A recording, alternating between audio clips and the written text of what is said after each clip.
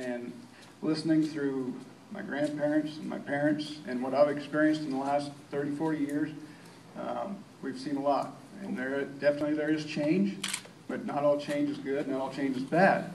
But I tell you, just as far as the wilderness part of it, we have 2 grazing allotments. One of them is encompassed in the Deep Creek, the proposed Deep Creek Wilderness area, and it's right smack in the dab in the middle of it, and I'm very uncomfortable with having that permit area in the wilderness area. I've seen what has happened, or I've been told what has happened with just our family and a lot of these other ranchers in this area that were here from the beginning of time, basically, as far as a rancher standpoint, but I've seen how things have been pushed back, cut back, and more or less, if it's not we're going to push you out or we're going to eliminate you, just one way or another, pretty soon either they're gone or they throw their hands up and they leave. And I'd sure hate to see that happen, because a lot of these ranchers, those permit areas and those permits are what makes that ranch a viable operation. When you talk about the economic benefits or what that financial impact is on our Rocky Mountain front and these local communities is huge. There's no other, the ag industry, and you know this, Max, is the #1 industry in Montana, especially in our areas. But another point I'm getting at is being on the school board in Shoto, we have 4 types of funding that funds our schools, whether it's the federal government, the state, private, or the taxpayers in our local community, and funding from oil and gas. Well, we've pretty much been eliminated in our area from depending on any funding from oil and gas. We've kind of got that pushed away. So it's very discouraging for me to go to and negotiate with teachers every fall or every winter on how can we up your wages when we're constantly getting cut back from the federal government, from the state, because we all know what the economic times are like, and there isn't that money out there.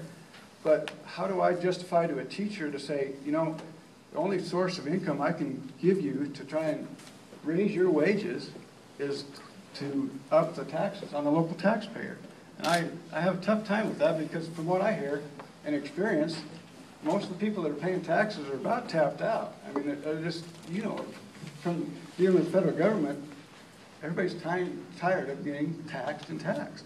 But those are the things that really hit home in our community, and not just tying it just to grazing, but how it affects the local community, the local economy, and our schools. Another thing that I want to address was by bringing that wilderness line out, especially on the Deep Creek area, it touches our private land.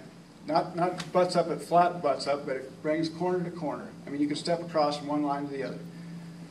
From what these people in Augusta have experienced in 1988 in the fire season they had, that scares the heck out of me when we have a wilderness area right up basically to our private land, and we're at Mother Nature's.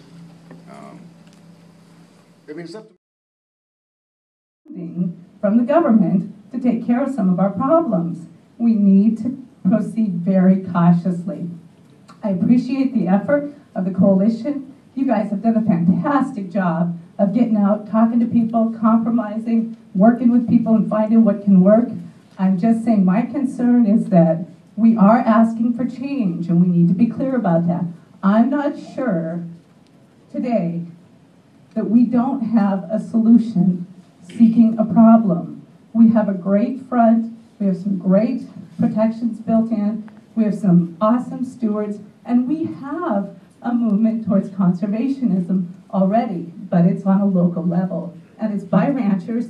You can see many, many conservation easements enacted by ranchers on their own choice. And I think we have that momentum. I'm not sure this is the time we come in and ask for the government to help in that way. That's my concern, is that we need to proceed very cautiously when we're asking for change, because what I hear repeatedly is we don't want change. So we need to keep that in mind. And thank you again. Thank you, Senator Baucus.